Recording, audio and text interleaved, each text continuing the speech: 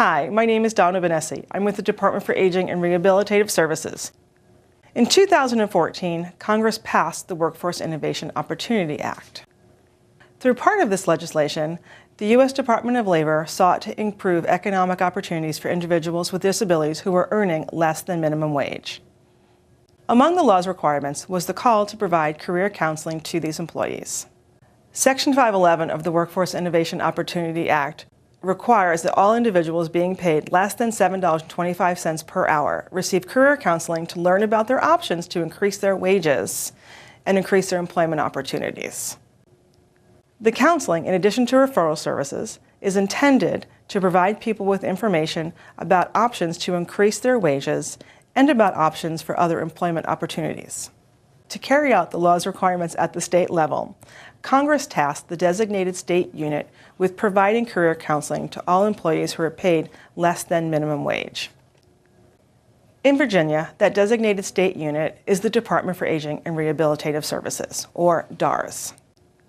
DARS contracts with the Partnership for People with Disabilities to provide the career counseling services to the approximately 2,000 Virginians who are being paid less than $7.25 per hour.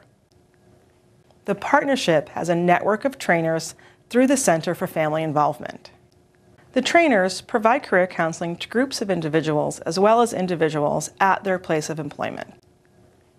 Employers understand the importance of the career counseling and work with DARS and the partnership to ensure that everyone receives the appropriate career counseling services. If someone refuses to participate in career counseling services, their employer is no longer allowed to pay them sub-minimum wages until they receive career counseling services. If a person refuses or a guardian refuses to allow their child to participate, they must talk to their employer to see how that may impact their employment. It's important to know that there are different requirements for an individual under the age of 24 who wants to work in a job where they will be paid less than minimum wage. For example, they must participate in additional services before their employer can pay them less than $7.25 per hour. These services include pre-employment and transition services, a required referral to DARS, and participation in vocational rehabilitation services if determined eligible. Once someone has received career counseling, a DARS counselor can discuss ways that an individual might increase their wages. Their employer should help them connect with the DARS office in their area. If they are not interested in additional services, then the process ends until the next required career counseling session.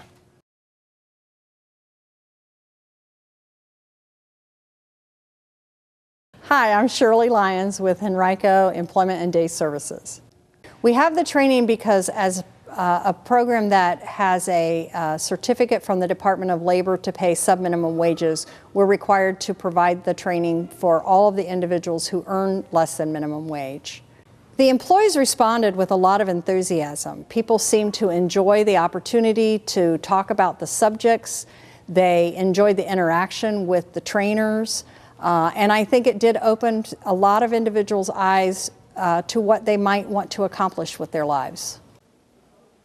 I think what I would say to a family member or guardian who's hesitant about the training is to recognize that this is an opportunity for them to learn new things and also to open their eyes to new opportunities for their son or daughter. I think the other thing I would like to explain about the training is that by doing it annually, it allows individuals to hear it more often than just one time.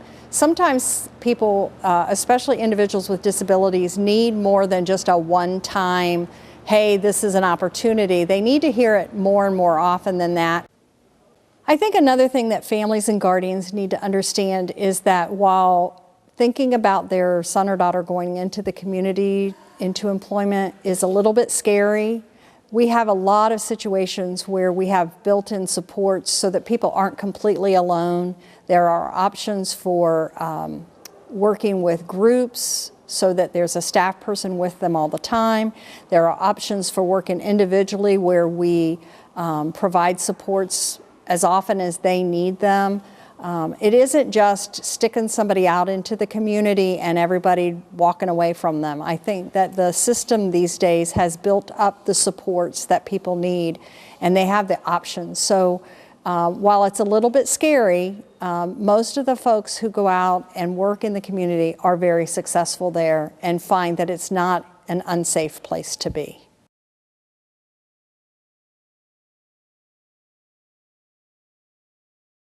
Where have you worked before?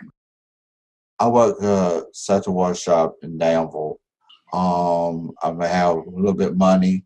I made like $2 or like $20 a week. And I came home, Mama was upset. Where do you work now?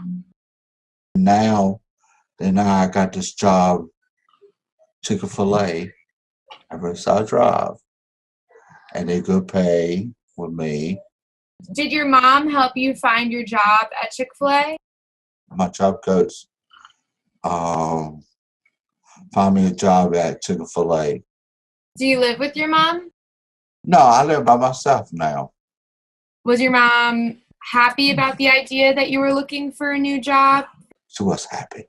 She was happy. For more information about the law and the career counseling, you should talk to your employer. Or you can call the Disability Law Center of Virginia.